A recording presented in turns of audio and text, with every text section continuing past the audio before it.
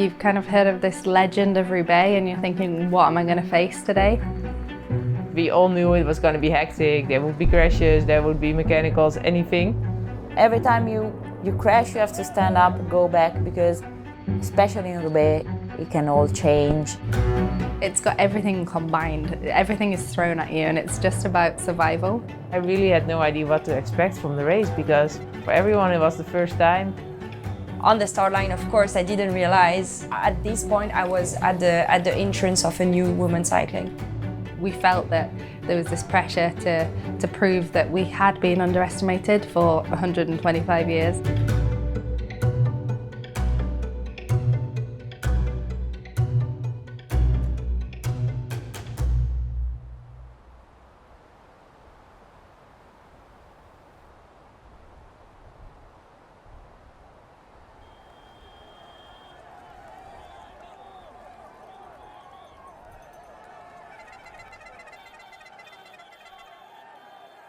It's a mix of like excitement, but also I'm a bit afraid, and I think you need to have respect for this kind of couples. Excited, scared, everything, like nervous, but also excited, yeah.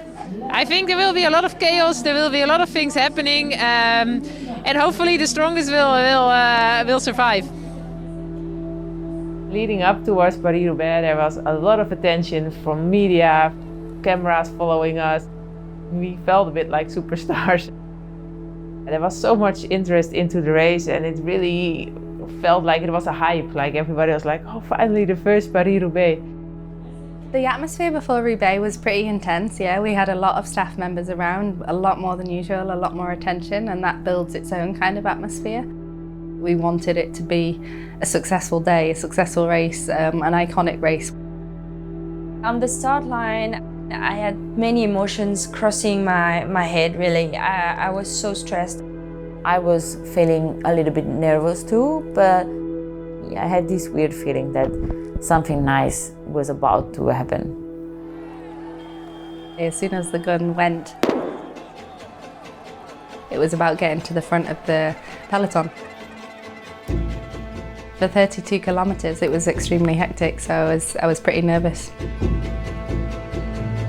When the race started, we had 30k on the asphalt before we went to the first cobblestone section.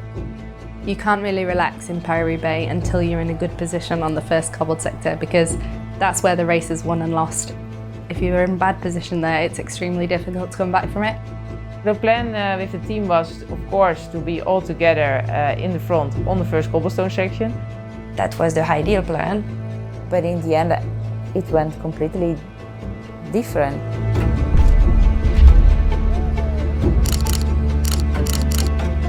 There were so many crashes, left, right, front, back, everywhere. I started crashing at kilometer 14, then I crashed at kilometer 34, then I crashed on Mont Saint-Pével. And on the first cobblestone section, in the first corner, I crashed. I still could get back on the bike fairly soon. I stood up every time, went straight on my bike. Lizzie and Loretta, they were together in the front. There was this kind of hectic swarming going on in the peloton, and it was very difficult to find Ellen and Elisa. And at one point I said to Audrey, what should I do? Should I go back for them? And she said, no, stay in the front. I spotted a gap on the left and I sprinted through it and entered the cobbles. And I never looked back. We didn't know she was up to the front. I was keeping asking in the radio, what's going on, what's going on? Where is Lizzie? Who is she with? She's alone. And I'm like, what? He's alone. My plan definitely was not to go solo for 73k. I was there to be a backup for Elisa and Ellen in the final of the race. As soon as we knew that Lizzie was to the front, we were like, she can either win the race or put us in a very good position. Lizzie had 2 minutes advance. So we were like, okay, now she needs to go. She needs to go for it. In a race like Roubaix, there's so many different variables and obstacles. You can not really relax.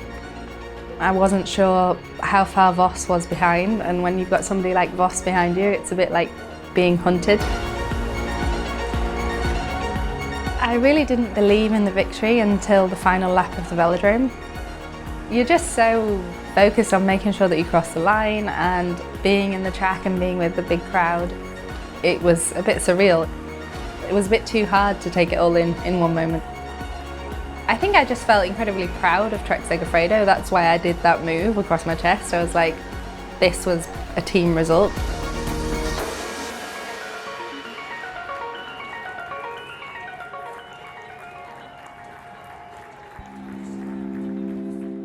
It's quite surreal when you win a big race like that. You've been in this kind of tunnel vision for over 100 kilometers, and then the bubble is burst and there's just noise and attention, and somehow you do kind of want to just bow your head and just have a moment for yourself. And I think in that photo that's what I'm doing. I'm just taking a moment for myself, taking a breath and letting it settle in what just happened. Beside the crashes, I ended up third. When I crossed the line and I saw Lizzie there, my last energies were spent trying to reach her as fast as I could. And I started screaming, but screaming so loud and hugging her with my bloody hands. And then I saw Audrey coming, and Audrey was in tears. I knew that those two girls were waiting for me after the line. I just wanted the time to go faster, to cross the line and to be with them. When we saw each other, we all fall in the arms of each other, and I was crying of joy. After we celebrated, I had to go to the podium ceremony. There was a Lizzie's trophy coming up from the floor. She couldn't really take it at the very first time because it was really heavy. I had no idea that it would be so heavy. About sort of head height, I realised that it was a mistake, but I was too far gone. So I powered on through and got it just above my head.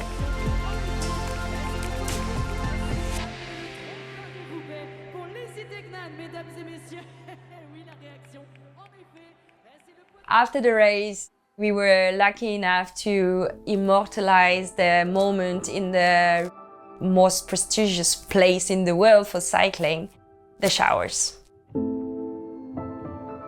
Yeah, the Paris-Roubaix showers. Yeah, of course they are legendary.